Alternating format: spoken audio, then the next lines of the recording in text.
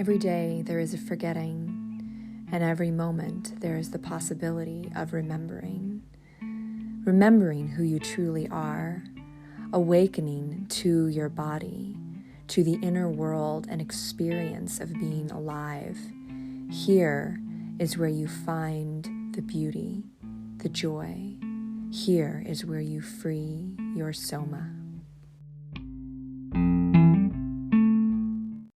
Hello, everyone, and welcome to Free Your Soma, Stories of Somatic Awakening and How to Live from the Inside Out. My name is Amy Takaya, and today I have Rachel Rae Halder with me, and we're going to talk about some really powerful, juicy, amazing things regarding intimacy, especially intimacy with yourself. Rachel Rae Halder works with leaders, teachers, healers who have been deep in the work of healing and yet feel they are still stuck or challenged by patterns that they wish to break free from. She helps provide relief from the constant cycle of needing to fix and moving instead towards full acceptance of self. Thank you so much for being here with me today, Rachel. Yeah, thank you for the invitation. It's great to be here. Yeah. So maybe you can tell us a little bit about where you come from, what your background is, and how you came into being here today, sharing this amazing stuff. Yeah. Well, I'm born and raised in the Midwest in Iowa. I had a British father and an American mother, so I kind of had a different, two different kind of cultural upbringings. And I grew up Mennonite in like a small insular Mennonite community, which is not Amish. Many people are like, wow, you didn't have electricity. I'm like, no, I had electricity. I wore jeans. I had like a somewhat normal life, but it was also like a little bubble. Like it also was very much this alternative kind of community. And yeah, I didn't remember it, but I had experienced sexual abuse when I was 3 years old. And then when I was 22 years old, I remembered that abuse. And that instigated a healing journey for me. And it was interesting because I was already like a women's studies major and like I was already very interested in these kinds of topics. I remember when I went to college and like quote unquote discovered feminism, it was like it blew my mind because I was like, oh my gosh, I felt these things. I knew these things, like all of this stuff. But then to have this kind of recognition at 22 of like, whoa, this thing happened to me and it has impacted me. And when I first remembered that abuse story, like the thing that came out of me was my whole life has been a lie.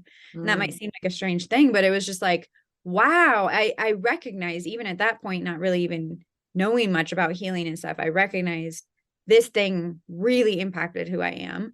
And I actually don't know who I am beyond this thing. Like I could see how this thing that happened to me that I didn't even remember, like kind of dictated a lot of decisions, a lot of, interactions with other people, et cetera, et cetera.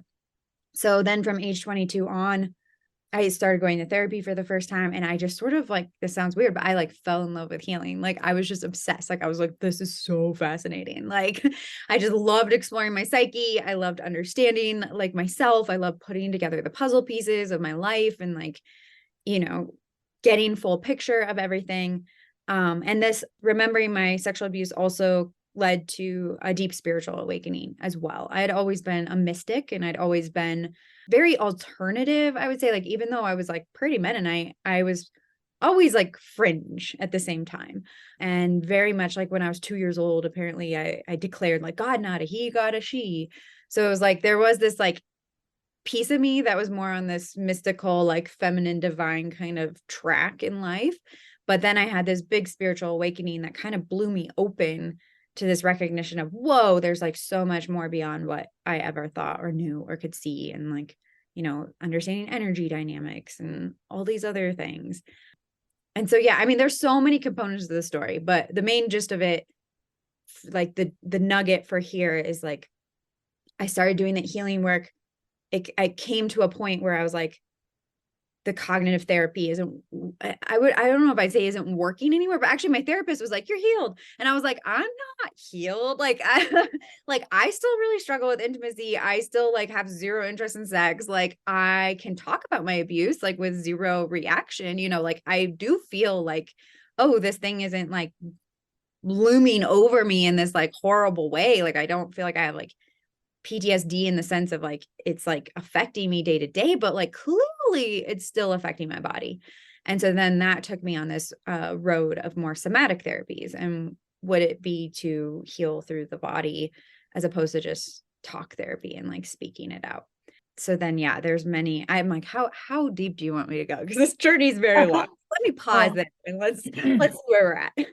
Yes. Well, I think, this idea that there's a wound that you re-experience later on that you realize has created so much of who you think you are, that, and one of my mentors, my somatic mentors, said this to me earlier this year, and it was like I had kind of known this, but I felt it more this time. He's like, so much of who we think we are is a collection of stress responses.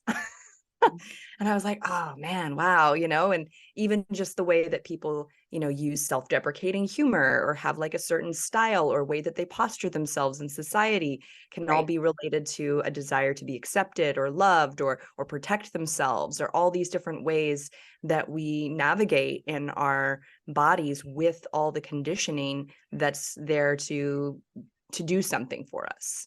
And when you don't realize it, until it sounds like at 22, you had this opening, this realization that there was a lot more to you, a lot more potential and possibility than you had even realized, because you started peeling away these layers of your identity. And what you said also about kind of getting to that point in talk therapy where, and I had this experience too. For me, it was kind of like, I felt like I'm just sort of like running around in circles a little bit here. And I'm not actually touching on like the thing that's really aching in me. And I'm getting really good at intellectualizing it and talking about it or even writing about it, but it's not entering me. It's not entering like my internal experience in a way that like I'm being called to.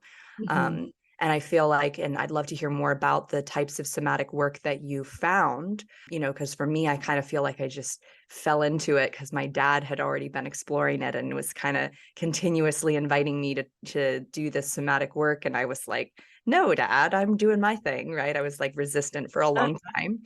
But for you, it was a different experience because you're going into it with this like excitement and curiosity, and it got to be kind of like your thing, it sounds like, initially. So maybe you can tell us a little bit about what are some of the somatic practices that you first discovered on this journey out of talk therapy. Yeah. I mean, honestly, it's kind of that stereotypical, I don't know if it's stereotypical, but I feel like these days it kind of is. Like when I was 22 and I started going to therapy, I also went to yoga class for the first time. And it was crazy because in yoga, I just like burst into tears. And I was like, why am I crying? Like I was like so weirded out by myself and the behavior that I was exhibiting. And then I went back and the same thing happened. I was crying. And like I think I went to like 5 classes where I just like cried the entire way through the class.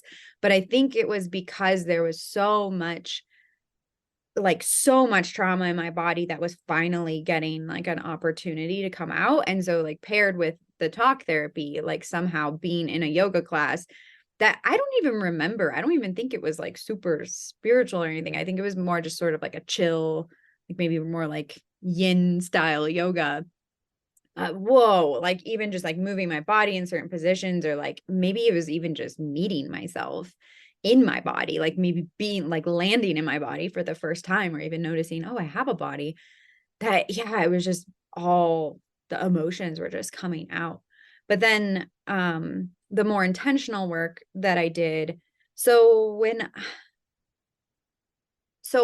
I mean, it's kind of like twofold. So one thing is I went to grad school, which we talked about, Claremont, and I ended up getting a master's of religion, and I studied the intersection of neuroscience and spirituality. And like, what is the intersection of that? Like, how does spirituality heal people, essentially? But then I ended up writing my master's thesis on the suppression of sexuality in the Christian church and naming it a form of spiritual trauma. And so for that, I started really doing a ton of research into this. So it was kind of more a top-down approach, like a cognitive approach, where I was like studying it, understanding it. Prior to going to grad school, I had lived in an interspiritual community.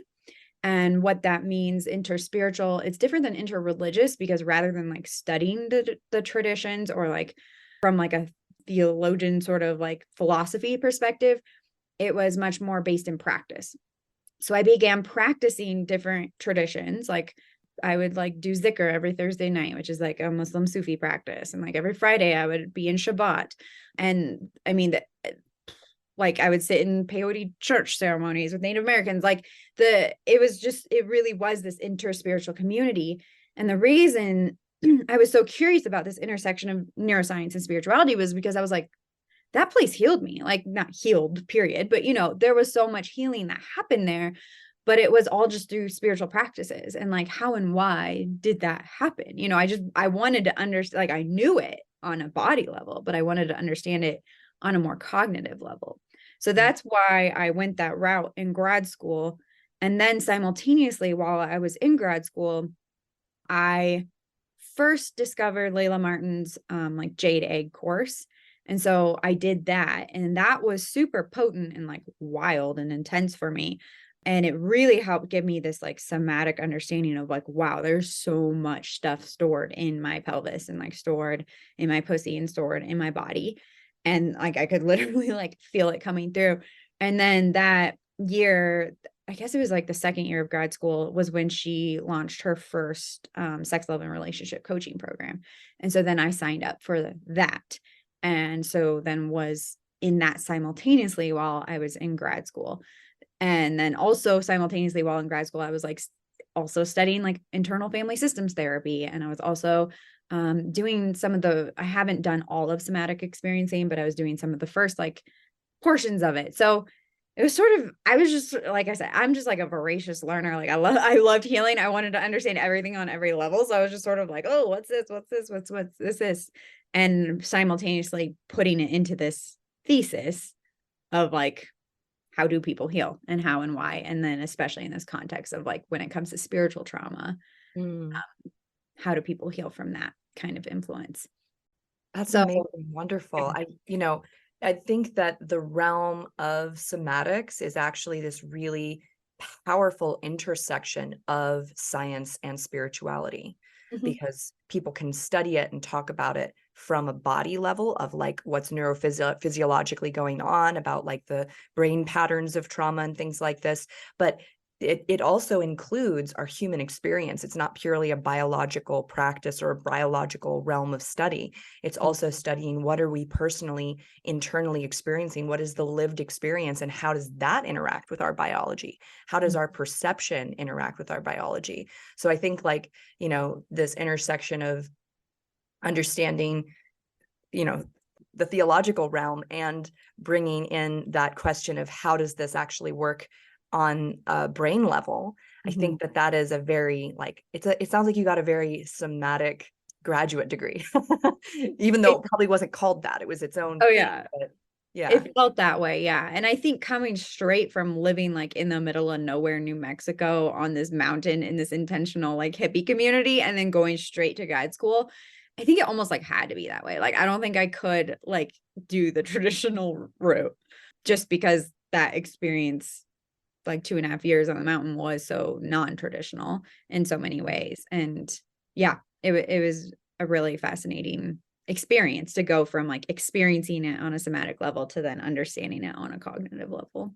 Yeah, that's beautiful. I think that, I don't think that some people even know that these kind of communities exist, that someone could be doing these different spiritual practices from different religions and having their own personal spiritual experience within those practices, without, say, like a priest or, some authority, which is usually how most people experience religion, without an authority kind of like making them choose and saying like, you have to just be this thing and you can't be all of these things. What was your personal experience coming from having grown up Mennonite to having kind of this smorgasbord of different things that you were allowed to experience in this intentional community? Like, were there times where you felt like you were kind of in an old way of like thinking you had to choose, or did you feel this sense of freedom? I really felt the sense of freedom, but that was just more like my personality, I think. I've never been like a super like dogmatic person. So for me, it just felt like freedom. Like, it was just like a relief. It was just like, oh, wow. Like, and then also on top of it, to have these different experiences and practices feel so deeply healing, like chanting Islamic prayers, like chanting in Arabic, I would have like profound connection to God. And it was just like, wow, like I had no idea that, me chanting Allah, Allah, Allah over and over again could like create this like super deep divine experience. Or like once I was doing a hermitage and I wasn't really a big Ram Dass person. I didn't really even like, I'm even blanking on his teacher's name, which feels like a disgrace or something. Baba, people listening, if they know, they know. But I was doing this like hermitage and like I had a visitation from like his teacher who like came to me and like spoke to me and like gave me a whole transmission. Or like also actually the whole reason I went to grad school, and I mean this is getting pretty out there, but these were some of my experiences. It would just like open me up on such a deep spiritual plane. But I was in a Shabbat service and it was in celebration of a man named Rabbi Reb Zalman, and he was really big in the intersection of connecting Judaism with Islam. And he was really core in a lot of like peace meetings in the Middle East. And yeah, like really bridging the gap. Like he was both a sheikh, like a spiritual teacher in, I think, the Sufi lineage, and then also a rabbi. And he passed. I didn't know this man. Like I heard stories of it, but he's the one who brought Shabbat to Lama Foundation. That's the name of the community that I was in, Lama Foundation. And so he was the one who encouraged us to practice, this is 30 years ago, Shabbat every Friday evening. And it was definitely like Reform Judaism. It was not like traditional at all. And then we call it like kind of Lama style Judaism. But then while I was in the Shabbat service that was in celebration for this rabbi, he literally like, again, I had a visitation from him. And he said, why aren't you doing what you should be doing? And I was like, what should I be doing? Like, I was so confused. And he was like, you know what you should be doing. And then I was like, I don't think I do. And he said, like, you need to go to theology school. And I actually like burst into tears. I was like weeping in the middle of this Shabbat. And there was like at least 60 people in this room. We're all sitting in a circle. And my really close friend was sitting next to me. And she's like, what is going on? And I was like, I'm having a really supernatural moment right now. But it was like so bizarre because theology school was like not on my radar at all. At that point, I was actually had kind of a lot of like anger towards Christianity or like frustration. I'd had a really like traumatic experience with the Mennonite church. I think that exact summer that this visitation came to me. So I was kind of like done with that stuff, and then this rabbi sheikh is telling me to go to theology school. And I'm like, what? Yeah, I don't even know if I just answered your question. I'm kind of like, I mean, there's so much there. There's so much there we could explore. So like you're talking about this rabbi who literally was merging these two supposedly opposing religions, right? And he was initiating you in healing your wound with Christianity. I mean, that sounds pretty profound that he was like, yeah, there's work for you to do here because of who you are. That's what I got. Yeah, that's totally what it was. And like talk about inner spirituality, it's like his spirit. I to this day, I'm like, I don't know why he came to me. Like I wasn't in his lineage at all. Like I knew of him. I had never actually met him. But his spirit, for whatever reason, my openness in that Shabbat service, like his spirit was there. And yeah, it was like, do this thing. Like this will create more peace in the world. Like you healing this trauma will help others and create more of the peace that we want in the world. Right. Well, here you are kind of exploring all these other spaces of religious like practice. And it's almost like he's calling you back to like, now take this knowledge and bring it into what you grew up with, bring it into what you know in your body that is unhealed, that is aching. Like you said, you were having a lot of anger about the church at this time. And I just think it's so beautiful. It's such a beautiful story. And I think what you just said, when you have that openness and you just allow wisdom and, teachers to come in and inform you, they can come from all over the place. It's like, it can be, I've talked to people who talk about having experiences with, aliens on different planes of reality who come to them because there's an openness that they're presenting, and they get this really powerful information that shifts, their trajectory, which sounds like is exactly what happened. So let's dive a little deeper into that in terms of going to theology school, after having been in this intentional community, how did you start perceiving Christianity differently than you had when you were younger? Wow. Yeah. I mean, like I said, I always had a pretty alternative view of Christianity, as much as I could within the context that I was in.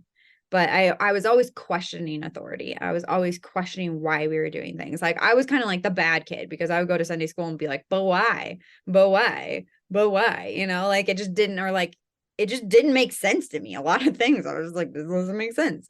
And then I went to a Mennonite college, but then it was in with my advisor, who was like, I think you need to study women's studies. Like, she's like, you have a lot of questions, and I think that'll help. And then she also encouraged me to do an independent study on the feminine divine when I was in college. So I also did this like huge semester long research project on like, what's the lost feminine in Christianity and in the church.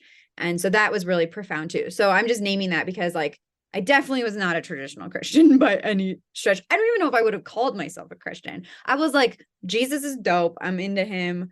Like, I love God. I know I'm not an agnostic. I know I'm not like an atheist, but like I can't get behind what Christianity is. So I didn't know what that made me. Like I was just sort of like, what am I? So then going to the community was super healing, I think, for that part of me, because it was like, oh, I can believe in God. I can be tight with Jesus. I don't have to label myself as a Christian. Like there is possibility to explore in all these different realms. And it really, I would say that community is like very mystically minded. And so it really helped that like mystic in me, like be at peace. And so then going to grad school was fascinating because, I mean, the school I went to was very, very interreligious and very open. Like there was like a school of Islam on campus and a Judaism school and Christianity. It was like a Methodist school. So there was a lot of openness to that. And then I took a lot of classes on like Buddhism. And then also the school was focused on process theology, which is a very, how would you describe it? It's very not in traditional Christian theology. I'll just say that it's sort of like it's like the quantum physics of Christian theology. Yes. Which I'm super into. And I was like, wow, I didn't even know there was like language for this.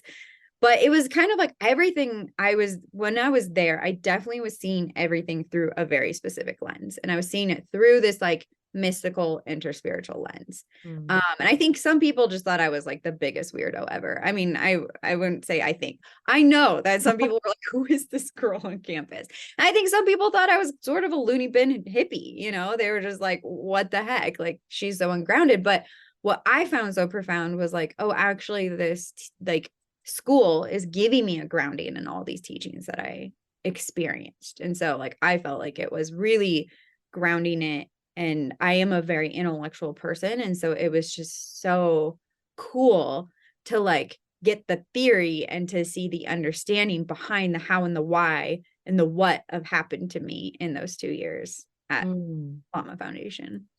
Amazing. Yeah. It sounds like you kind of deepened your understanding and you allowed it to kind of be, you went from something very experiential to something actually a little bit more structured and mental. And then that gave you like a bigger picture of all of it. Yeah. As you're speaking, I'm thinking about my grandmother and my mother, because you probably learned about this. It's also a kind of little known realm of Christianity that I think you actually just touched on for a moment, the Rosicrucians. And the way that they interpret like the Rosicrucian teachings is that like they're talking about the multiverse. Like they're talking about like this layered reality that we're in. And they're talking about it through these like kind of ancient mystical texts that sound like a poem or a story, but they're actually describing things like a supernova. They're describing things that we have scientific names for in this reality, like in this time frame. And I think that many people don't realize that there is mysticism within Christianity and that there is, like you said, a quantum realm of this stuff. Going back to what you said about, the studies you did on the lost feminine, and in so many ways, like kind of connecting back with like the neuroscience, I feel like we have lived in such a like left brain dominant world that when we talk about feminine rising, I often think about allowing the right brain to come in and synthesize with our experience, because there are going to be people out there who are, for example, they say like left-handed folks are right brain dominant, maybe Right. not, or we'd have to study them individually to be able to really tell that, but ideally, like, ideally as humans, to be well coordinated, to be able to read and write, do all these things, we want our brains lateralizing and working together, and right and left hemispheres, not, one's not overriding the other, but that they're collaborating on whatever it is we're doing, whether it's movement or whether it's like, making choices, or, feeling into our living experience and deciding what to do with it. So when I think about like feminine rising, I think about inviting more of that flow back into our body and into our experience, and stepping away from this like rigidness and need to control and analyze and fix, which is a theme you were talking about too. But I'm curious, like, maybe you can speak a little bit more, like the things you learned about the hidden feminine within Christianity. Can you speak on that for a moment? Because I feel like we're kind of in this juicy topic with Christianity, and it'd be fun to add that in here. Totally. I'm like trying to like rack my brain, because that was how many years ago? I mean, that was 16 years ago now. But yeah, I mean, for me, I would say the thing, like, it's hard for me to remember the details. I had lots of details, like I wrote like a 20-page paper on this thing. But for me, I'd say the way that it's impacted me currently in my current life is that I feel like I have a very strong relationship with Mary Magdalene, with Mary, with even like Anna, who is the grandmother of Jesus, that has come through on a lot of mystical teachings. Many people would say that's bullshit, that's not true. But like many separate people who have nothing to do with each other, like would channel Anna, and like Anna would come to them in visitations and speak to them. And she was actually, I believe it, had a really deep impact in Jesus's like mission and teaching in the world. Like she was a huge part of it. And so for me, I've had this like deep, like prayerful, just like people like talk to Jesus, like I talk to them. Like I'd say they're like my main people who I'm like, yo, like, can you help me out here? Like, what's going on? And I feel like a very strong and deep kindred, like almost like ancestral connection to them. And whether that is true or not, I don't know. But like in my body, it feels very much like, no, I come from that lineage. Like I come from the Mary Magdalene lineage. Like that was the impulse at 2 years old to be like, God, not a he, God, a she. Like there's such a depth in me. And I feel like in my DNA around what that feminine path is. And from that study, I mean, I went way back, like way before Jesus too, and just looked at like the sort of the erasure of the feminine in like all through, even in Judaism, like before Jesus came around, but then also how it like in retrospect, there was a massive erasure of the feminine. But how like Jesus is like my understanding and my beliefs based on that study that I did is that like Jesus was actually bringing like a very feminine path. Like he was actually bringing this very alternative, very subversive, very radical way of being that actually was a very like more yin style of being. I think a more embodied way of being. I think a mystical way of being. And it just got really corrupted and hijacked by the church, the like quote unquote, like 300 years later when they put it all in writing. And it was like literally used for government propaganda. They're like, okay, how do we take all of these teachings and literally use it to control people? And it's like, I think actually at the core of like Jesus' teaching, he actually, I mean, and some people would probably say this is ludicrous, but like, I believe he was like on a feminine path. Like he was on that like left-hand path for sure. I totally see that. I mean, when you even just think about the basic teachings, love another as yourself, nonviolence, the ways that he promoted, like, not complete nonviolence. Jesus actually was demonstrating very good boundaries, if we want Right. to talk about it like that. You know what I mean? He allowed himself to be pissed off Yeah, for yeah. good reasons. Yeah. Absolutely. But in general, this theme of he didn't have a conqueror's mindset. He was a peacemaker, Right. And generally speaking, we might describe that as a more feminine form of governing, is to be someone who is looking for resolution and peace. And also this theme of surrendering, surrendering and just saying, like, I don't know everything. Like I surrender, like, my power to, like, a higher source, and I, like, let go of this need to be perfect. Like, all of that I feel like is in the major themes of what Christ can teach us, Totally. is very feminine.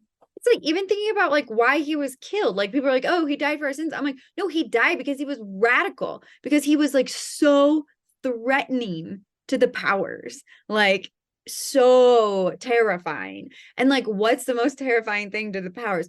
Feminine power, like the upholding of these like alternative ways of being and ways of structure. Like, I've read some things that even said like he actually had 16 disciples, and they were he had equal women and men as disciples, and like that whole aspect has been completely erased. But like, there weren't just male disciples, there were actually female disciples too.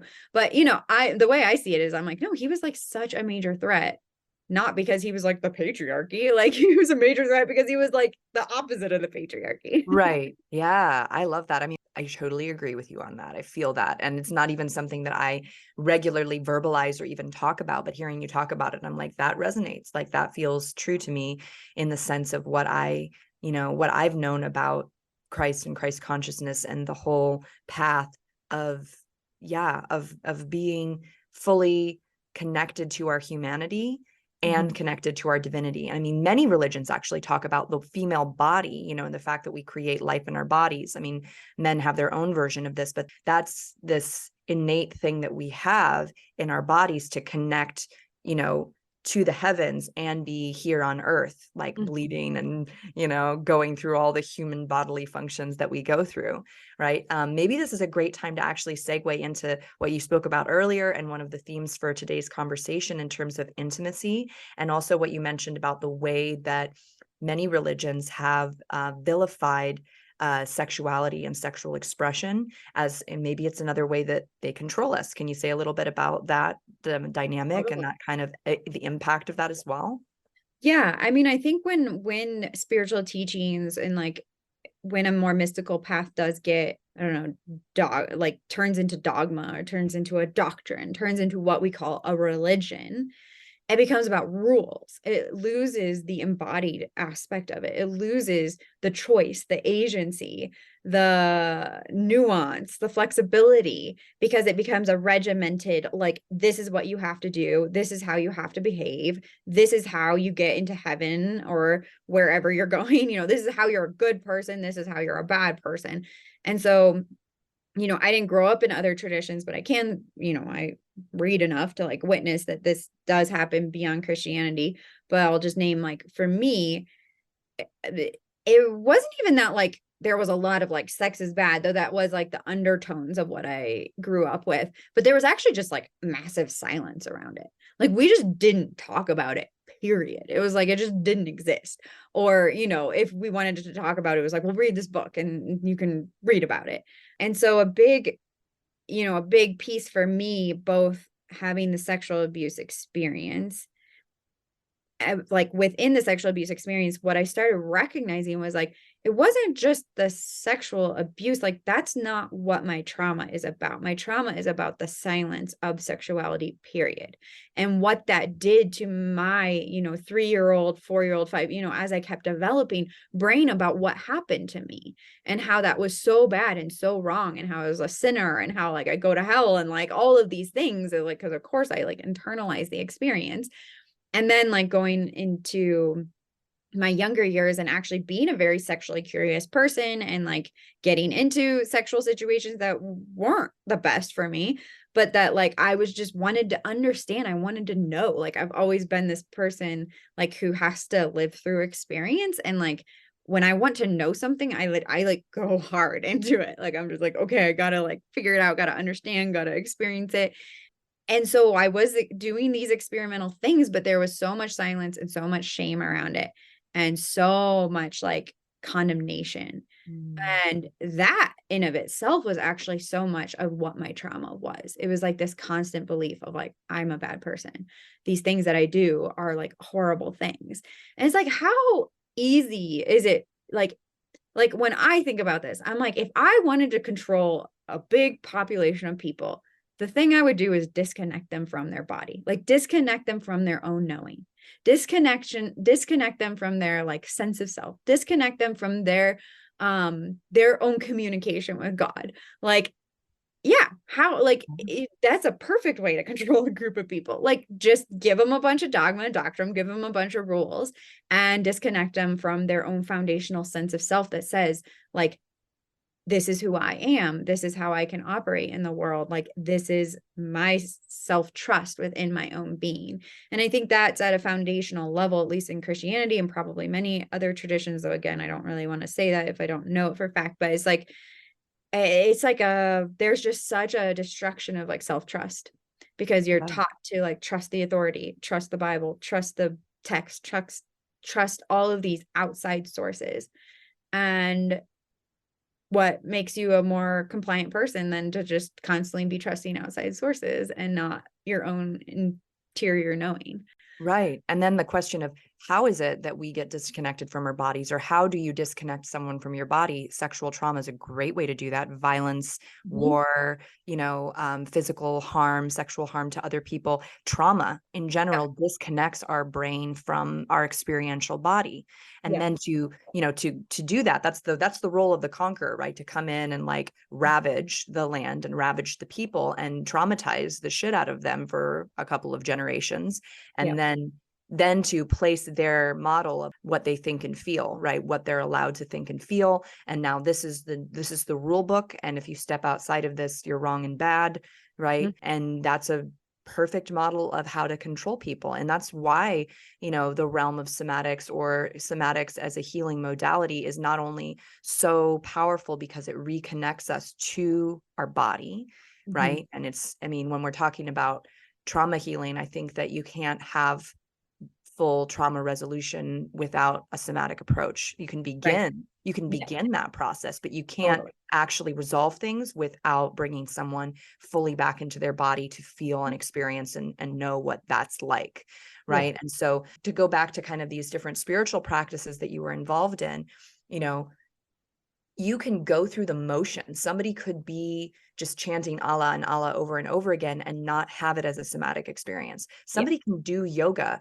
and they're just doing it like a workout and they're not actually connected to their body, and it's not a somatic experience, and they're looking at you crying going like, what's her deal? I've never cried during yoga. You know what I mean? So it's this kind of how. The how is the way we get in to our body. Right. It's not just what we're doing. We can go through these motions. We can be part of a religion, or, have the nomenclature, have the words to describe it, know a lot about it. But the experience, that's where the changes are actually made biologically that become more of who we are. This is like such a juicy topic, like where it's making me think is actually, so this is like, again, some portions of my story. So I said, like, I did the sex, love, and relationship coaching program, which was a deeply somatic program. It was like tons and tons and tons of practices, and like somatic practices, like literally was like self-pleasuring in these different contexts and ways for at least like 30 to 60 minutes a day. Like, it was intense. It was a super intense thing. But what actually ended up blowing me out. Like, it was too far outside of my capacity, outside of my like window of presence, window of tolerance, if we're using nervous system lingo words. And I had a massive crash after doing that program. A piece of that is also because one of my trauma patternings was achievement.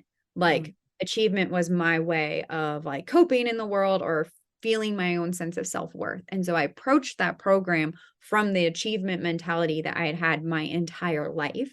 But it was so I constantly was overriding my boundaries with zero awareness around it at all. And so then then I went into this massive collapse, had like massive health issues, totally shut down, like just complete like syndromal chronic freeze response, essentially, because I was approaching that from such a hyper like fight or flight kind of response. And so then that took me on deepening my work even more in the somatic trauma resolution, like Field. I don't know, you want to stop field. Yeah, thank you. Because it was just like, wait, what is happening to me? And how did this happen to me? Because in my mind, I was like, but I was doing all these somatic practices and they were so good and they were so powerful. But like getting back to what you were saying about like, actually, it's not just doing the practices, it's actually doing them in a way that is in alignment, that is in coherence, and that like with yourself. And that is within your own capacity of what you can actually do. And so people often, especially from a Western mentality, and like this was totally my mentality, was like the bigger is the better, the harder is, if I can do it 60 minutes a day, like surely I will exponentially heal. And it was like, no, actually that exponentially shut me like back. Like it actually takes you in the other direction. took me in the total opposite direction. And honestly, at this point in time, I'm grateful for that, because I feel like that has given me a lens and like a perspective, and also like my own work in the world and my own style of coaching is like so opposite of that push energy. It's so opposite of like bigger is better. It's actually like, no, how can we just be even 1% more connected to the body? What does that even look like? And can we pause with that? Like, is like micro movements create the big expansion, or micro movements actually lead to the quantum leaps. But we shouldn't start with the quantum leaps, like, which so many people want to do. They come into it being like, I want the quantum leap. And it's like, well, let's start with the micro movements. And yeah. Well, and and it sounds like you kind of, in a way, you got re-traumatized, and that can happen with somatic practices very easily if you don't have someone, because a lot of times, also what you said is like, we don't know where those boundaries are in ourselves. That's part of the process, is learning how much is too much. And we often learn that by overdoing it. Right. Yeah. And if we're dissociated from ourselves, it's like, well, how on earth would we even know? Like I had no clue how much freeze I had in my body around my sexuality.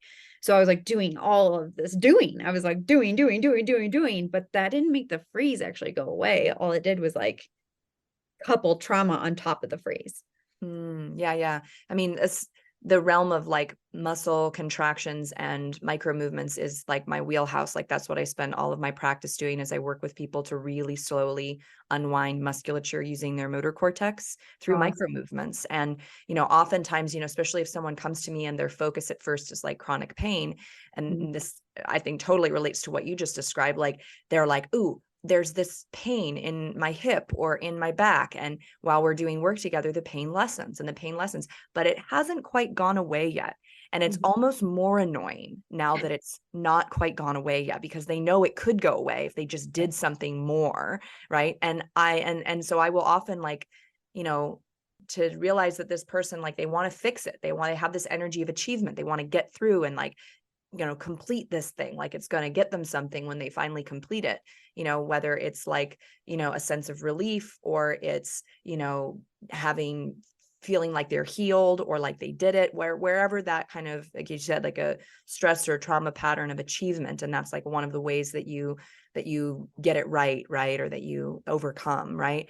And it's sometimes hard, because I'll have to explain to them, your nervous system may not be ready to let go of this. And that's okay. You have experienced relief, right? It started out this big pain that was all over your lower back and your hips. And now it's just this tiny, like you're describing it like the size of a quarter, So like you have made progress, like there is change, and we need to honor that your nervous system may not be ready to let go to this space, whatever's going on there, whatever memory or situation, like your body's not ready to let go of this during this session today, and that we can accept that that's okay. Like it's sometimes very hard for someone to accept that, and maybe you can talk a little bit about now, like this way that as healers, teachers, leaders, people who've been on this journey for a while, that can be a very strong pattern in us to feel like we need to fix it. We need to heal all the way. Yeah. Yeah, absolutely.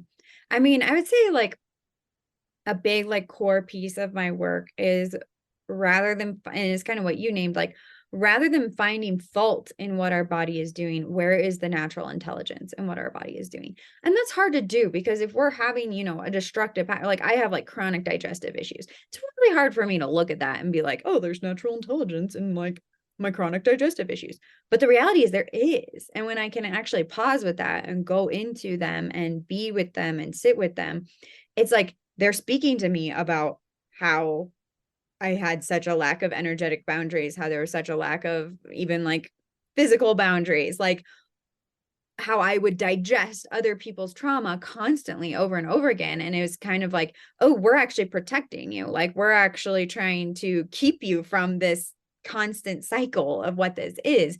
And so I don't have to love it. I don't have to, but I can validate it. Like there's a difference there. I don't have to be like, woohoo, chronic digestive issues, but I can be like, this makes sense. It makes sense that these chronic digestive issues are here, or it makes sense that I have, this lack of intimacy. Oh, it makes sense that I don't find my partner attractive. A lot of people come to me, they're like, this is a problem, and so like, say someone comes to me about like, oh, I have a lack of attraction to a partner. They're like, can we fix it? Like, can you give me some practices? Like, can I get my turn on? And I think a lot of people, like, at least what I've seen in the coaching industry, will kind of come at it from that place of, okay, yeah, let's do this pleasure practice. Let's do this. Let's do this. Let's give you all these things to do to fix this like lack of sexual desire. And I'm like, actually, can we just pause with this? Where is the inherent intelligence in this? What is this trying to speak? What is this actually, the wisdom in this thing that is so annoying?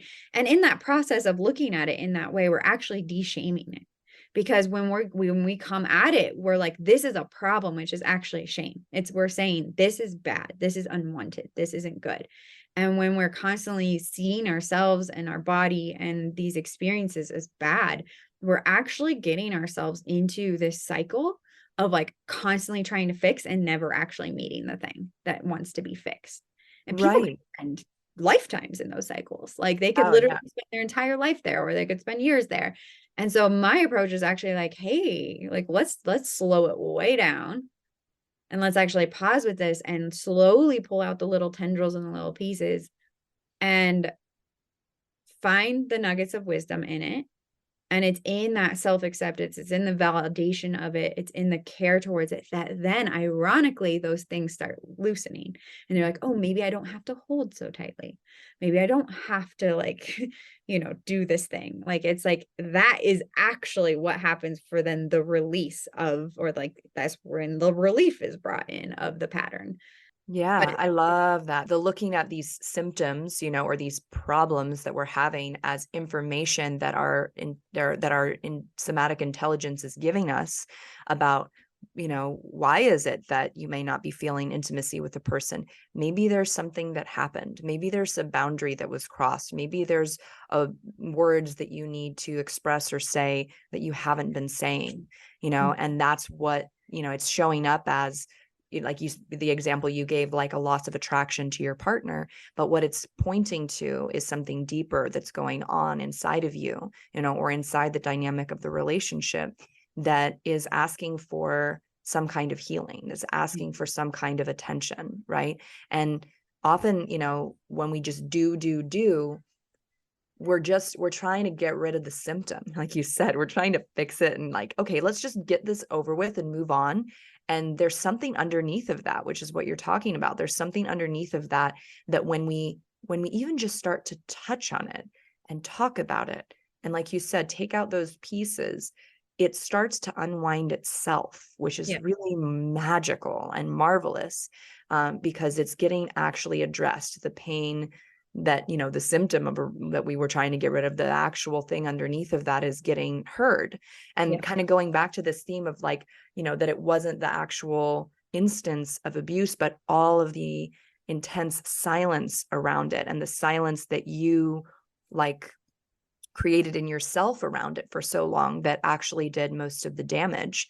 It's that, holding back and not speaking, not expressing, not, sharing what's happening internally, that in so many ways tightens all of those knots more and more, Exactly. So Maybe you can describe a little bit about like some of, like if someone works with you in a session, or I know you have like some different programs that are more long form, which I think is a great application for somatic work.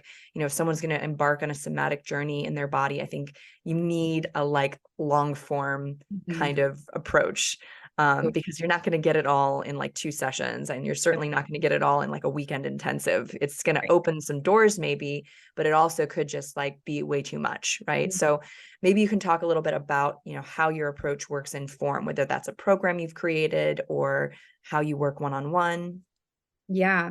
I mean, in terms of one-on-one, I always say like my work is very client-led, meaning that I'm listening to their body, I'm watching their limits, like I'm like deeply attuning to them and where they're at. So, some clients we can do like really deep, energetic, somatic work. Maybe even a lot of our sessions are silent, or they're, these deep, like underworld, like experiential journeys, almost shamanic in nature.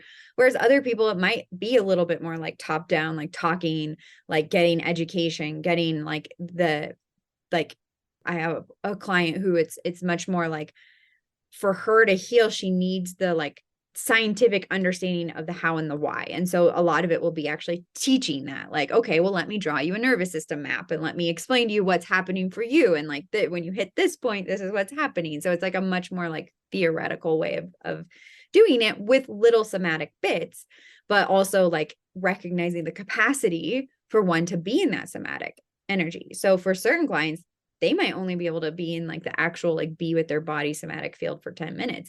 Other clients can sit there for 90 minutes and we can do these deep, wild journeys. Neither is wrong or bad or good or right. It's just where they're at.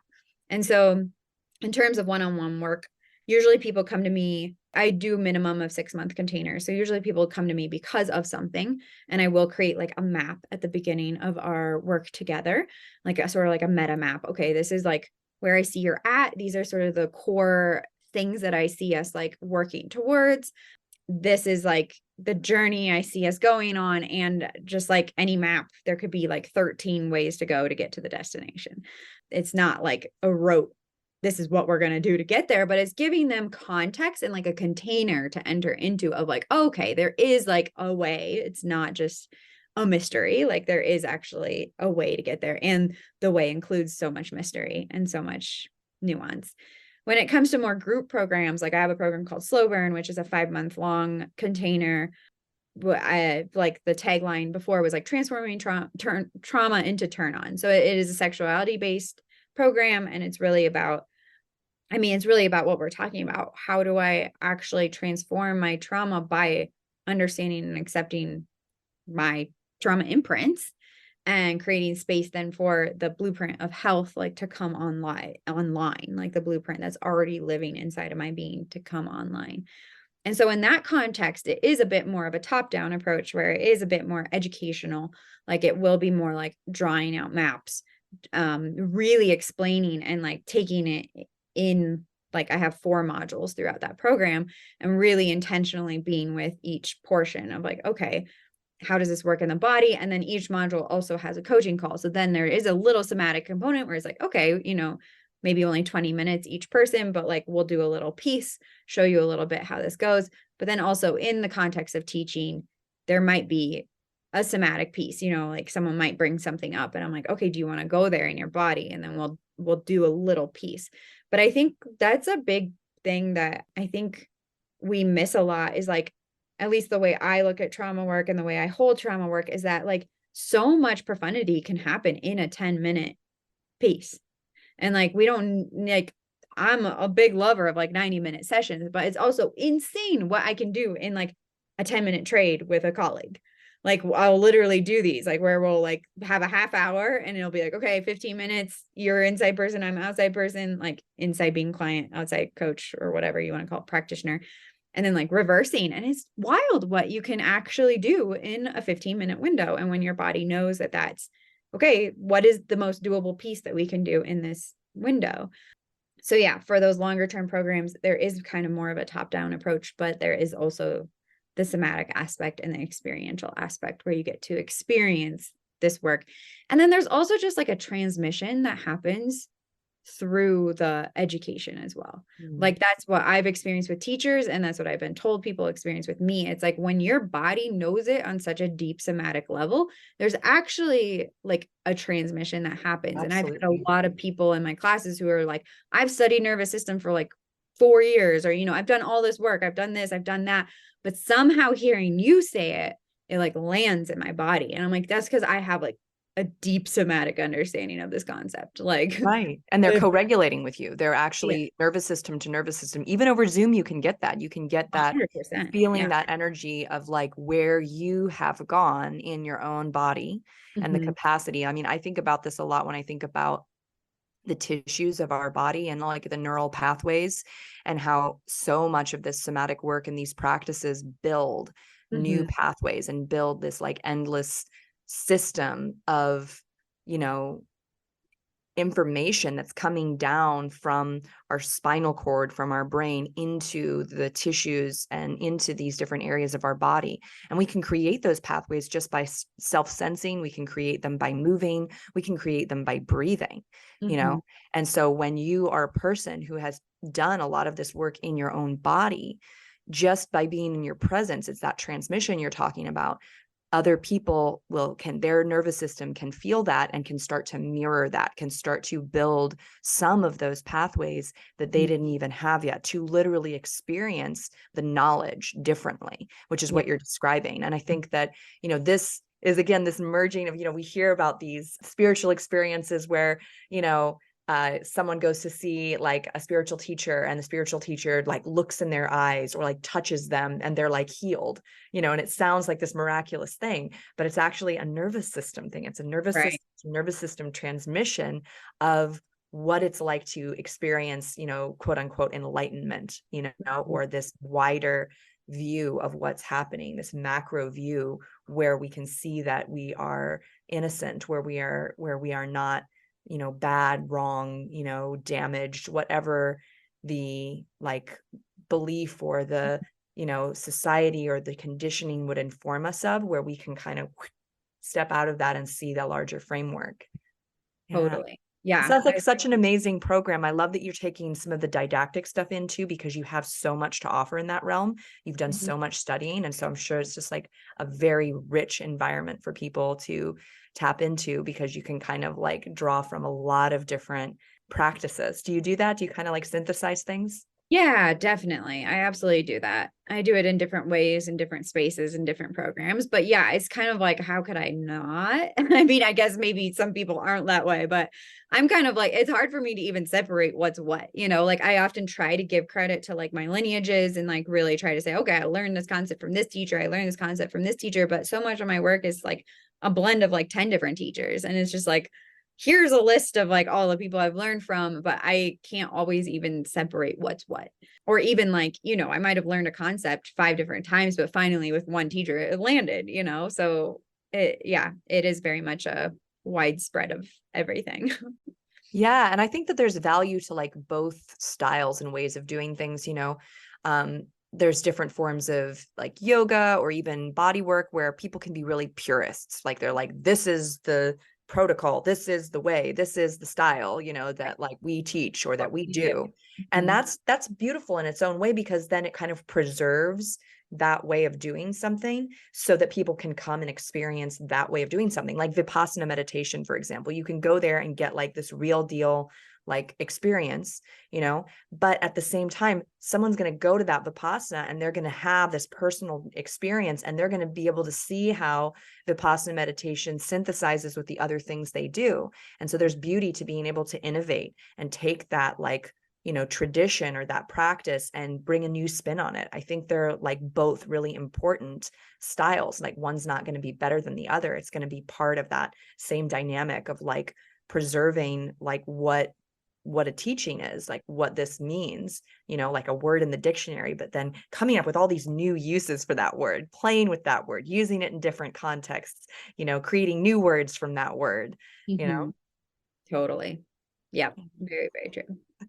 Cool. Well, it's been just absolutely such a pleasure to talk with you today about all of this. You know, is there anything that you feel like at this moment really called to, like a final point or something in you that's here to be expressed today in regards to kind of all the things we've talked about, or maybe something new that's coming forward that you'd like to share? Let me tune into it and see. I'm like, Yeah. not really, but let me drop in and see. Yeah, I think it's just like the encapsulation of everything is like if your healing work isn't working, it's because it's not healing work, it's fixing work. Mm. And yeah, if I just like, it's like I just, my heart cares so deeply. And I think probably because this was my own journey where it was like I was just stuck in that realm for so long, that seeking, that searching, that like needing to fix without even realizing it. You know, it was just like, oh, maybe this thing will work. Maybe this thing will work. Maybe this thing will work. And yeah, I wish at some point, and I mean, I don't know if I wish, because it's like, well, my journey was my journey exactly the way it needed to be, and I'm here teaching exactly the way I need to. But one of the things I like to offer to people is like, if the healing work isn't actually healing you, it's not healing work. Like, it's fixing work. And let's pause. Let's actually slow down. Like, let's take a break. Because that could actually be the most healing thing. And then in that break, in that space, where can we find more self-validation? Where can we find just more okayness? And I feel like so many of like the issues that so many of the people I, work with or am with, it's like we're just not okay with who we are in the here and now. Like, we're just not okay with where we're at in the journey. Like, I have a lot of people who come to me in like big life transitions, like kind of like the maiden to mother journey. Like, they're in this phase of like, whoa, I'm not this person anymore, but I don't know who this person is. And like, this is confusing or chaotic or depressing or like whatever it is. And a lot of the like turmoil in that is this, where I'm at is bad. This like idea of where I'm at is bad. And so much of what society tells us is there is a right way. And so really finding like maybe the way I am, or the way this current way is my right way. And that doesn't mean there aren't patterns that I can work with, or there aren't ways I can make my life easier or create more relief for myself. But that relief often doesn't come from being like, I am wrong. Like, I shouldn't even say often. I've never seen the relief come from the belief of like, I am wrong, or this is bad, or I need to fix it. Yeah, it comes from actually going in and being like, oh, what if this all makes so much sense? And can I sit with that sense making? I love that. That's so beautiful. It's music to my ears, because I think that I also spent a long time trying to fix myself, trying to, get that pain or that discomfort to just go away already, and it, what you've described is that the okayness, and I like that word for it, because we also can get very stuck in this idea that to experience feeling good is to experience like a heightened state of our nervous system, or Right. to have like a boom, like a pow, like a Yeah. epiphany, like a, Right. rocket Yeah. ship. High point. Yeah, a high point. And Tangent. actually what you're describing, and what, a lot of somatic work brings us to, is actually like this reduction in stimulation and a Yeah. reduction in our stress. And that is actually much less sensational at first Right. than that boom experience. Right. It's actually boring. Like, I was It is. like, this work might feel boring to you. Like, I do tons of like stabilization with my clients, which is like, where do you feel stability? Where do you find it in your space, like in your body, in the nature, everywhere? And I'm like, this is probably the most boring practice you've ever done. Like, honestly, like when you first come to it, especially if you come from like a place of doing high expansion practices, it's going to feel like, what? What is But this? Is anything even happening? Right. right. Yeah. Like, what the heck? But it's actually what I've seen over and over again is that it can be the most transforming practice. Yeah. Just being like, Yeah. oh, is there a bone in my body that's stable? Where is it? What does it feel like? Can I hang out with it for 5 minutes or 30 seconds or 5 seconds if that's all I could do, But just recognizing, oh, there is some sense of stability here, even if it's only 5% of my reality is still here. Yeah, I love that you come in with the word boring and just like say it outright to people, because I that do. definitely comes through in my work too, because people Uh-huh. come, with this idea of like, oh, you're going to physically release like this Mm. tension and this trauma from your body. And then what ends up happening is they just feel better. They don't have this like, boom experience. It's not like a hot yoga class where they come out with like all these bursts of brain chemicals. They come out and they're just like, oh, I'm relaxed. And it's like, well, isn't that kind of not special and special at the same time? It's not special because it's how I've described it is like, it's like sunshine on your skin. It's like the wind blowing. It's like a friend giving you a hug. If you're not tuning in, you can miss it. It can just like pass by because it's so normal or mundane or boring in a way, but when you really learn and build that capacity to be with those boring things, it can become so beautiful and magical, and you can start to really appreciate how special being relaxed and calm actually is in this world. Absolutely. Yeah. Well, thank you so much. If anybody wants to get in touch with you and they want to hear more about your work, or they want to learn more about your programs, where's the best place to reach you? Yeah, people can follow me on Facebook or Instagram. I also kind of have a TikTok, but I mostly just post about books on there. I'm a big book talk person. But Rachel Rae Halder, and Rae is spelled R-A-E. Halder is Halder. That's my Instagram handle, or facebook.com/Rae Halder, all one word, RaeHalder. Or my website is also rayhalder.com. And on there my website is pretty out of date. Sometimes I'm kind of embarrassed giving it, but all my recent programs have program pages and people can check them out and see them there. Or email ray@rayhalder.com.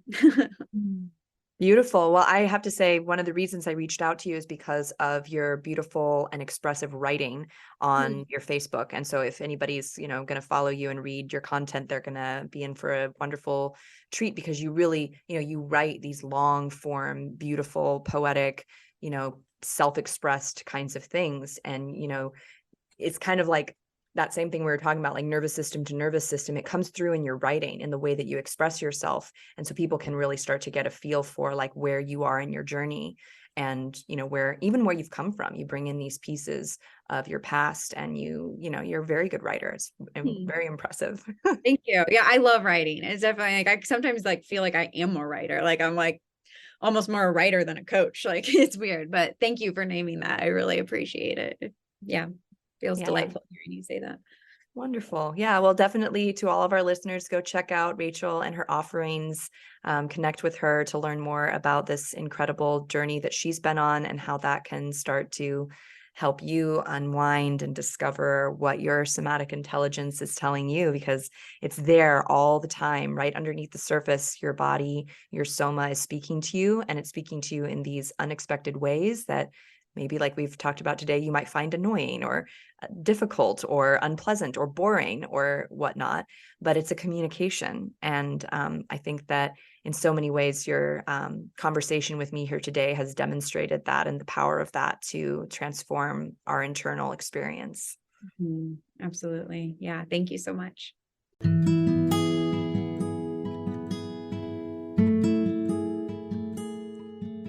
You've been listening to the Free Your Soma podcast. To find out more information about today's guest, check the show notes. And to find out more information about me, Amy Takaya, and the Radiance program, visit www.freeyoursoma.com.